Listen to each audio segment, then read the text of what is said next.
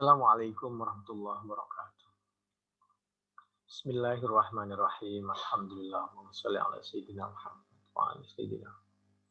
Anna Aliyan radhiyallahu anhu haddatsahu qala ahdan Nabi sallallahu alaihi wasallam mi'ata badana. Jadi Nabi itu beliau itu berkorban 7 onta. Juga di Madinah itu pernah 2 biri-biri kibas itu. Pernah Nabi itu menurut Sayyidina Ali, beliau itu sampai berkorban 100 onta, ni'ata badana.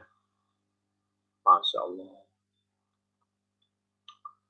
Sudah 100 badana, onta gemuk-gemuk badannya itu.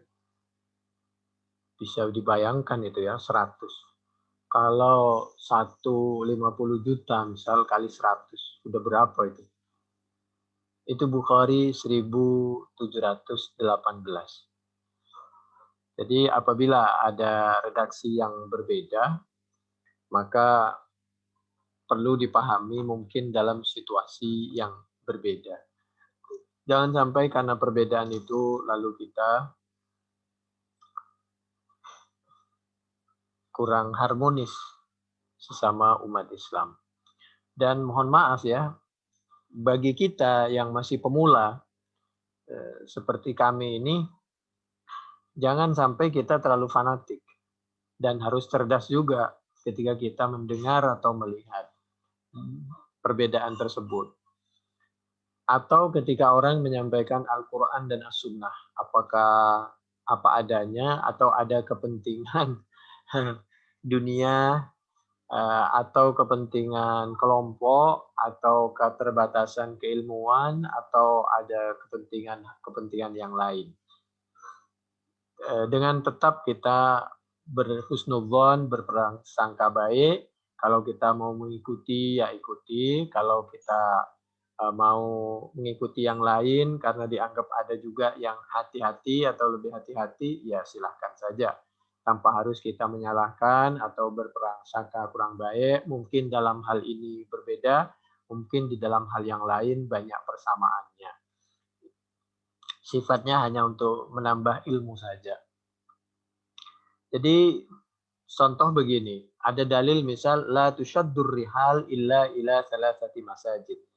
Jangan diparkir, diikat itu kendaraan kecuali di 3 masjid, di 3 tempat. Masjidil Haram di Mekah, wa masjidi Masjid Nabawi Madinah, wa Masjidil Aqsa di Gaza Palestina. Jadi maksudnya kalau di 3 masjid ini betul-betul kita harus rapi parkirnya supaya nggak mengganggu parkir orang, supaya aman ibadahnya dan lain sebagainya. Karena di 3 tempat ini dari dulu memang sudah ramai. Dari zaman Nabi Muhammad SAW bahkan zaman-zaman sebelumnya seperti Masjidil Haram, Masjidil Aqsa. Kalau Masjid Nabawi itu belakangan.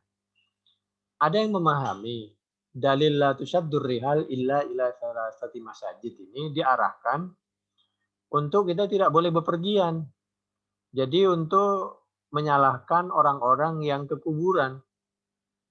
Baik itu ke kuburan yang ada di Mesir, seperti di situ kan ada kuburan Imam Syafi'i atau kuburannya Nabi Ibrahim yang ada di Hebron misal. Dan lain sebagainya. Dianggap kuburin. Lalu kalau ada kuburin, kenapa nggak ada sukin atau molin? Mall. Suk itu kan mall itu. Jadi kalau boleh bepergian hanya ke 3 masjid, berarti nggak boleh pergi ke kuburan.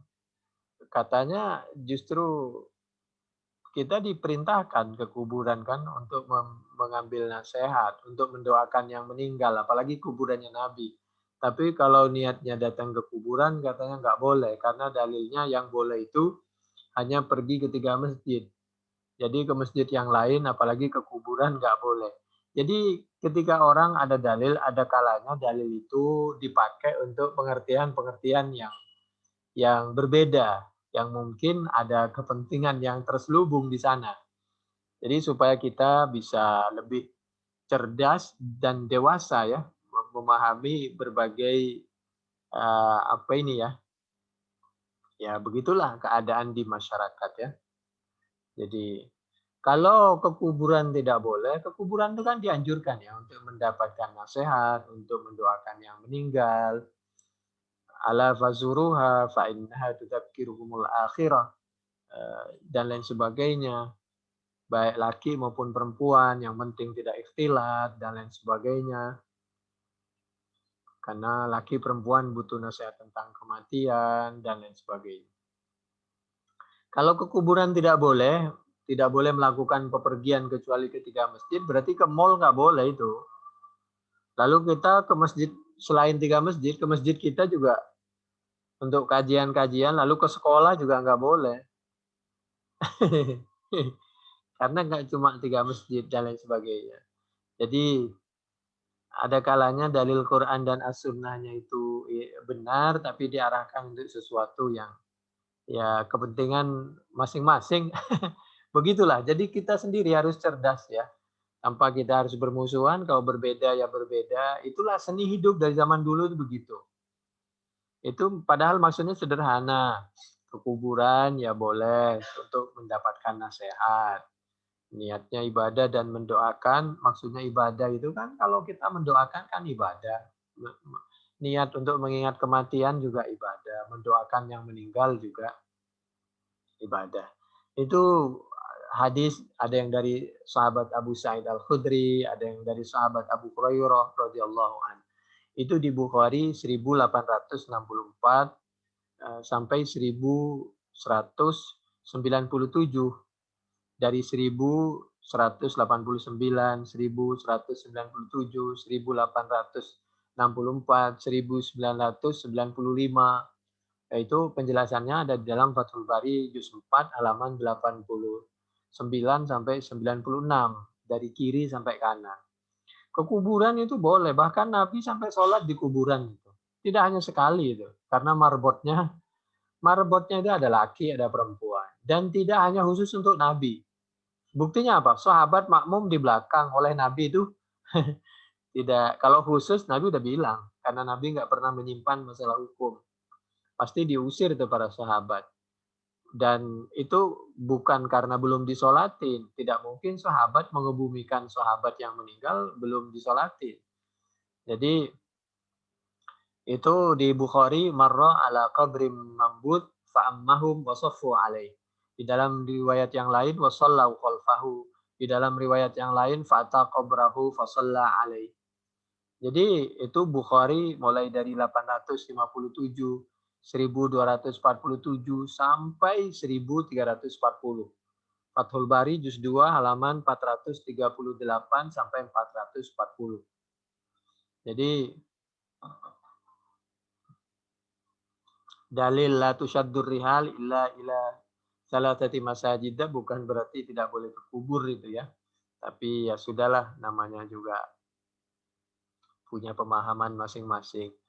Bahkan begini ya, supaya kita mohon maaf ya, yang menyampaikan jangan menganggap paling benar pendapatnya, yang menerima, yang mendengarkan, jangan kita terlalu fanatik kepada guru kita, sehingga Islam itu ya guru kita, semua yang disampaikan guru kita itu pasti benar.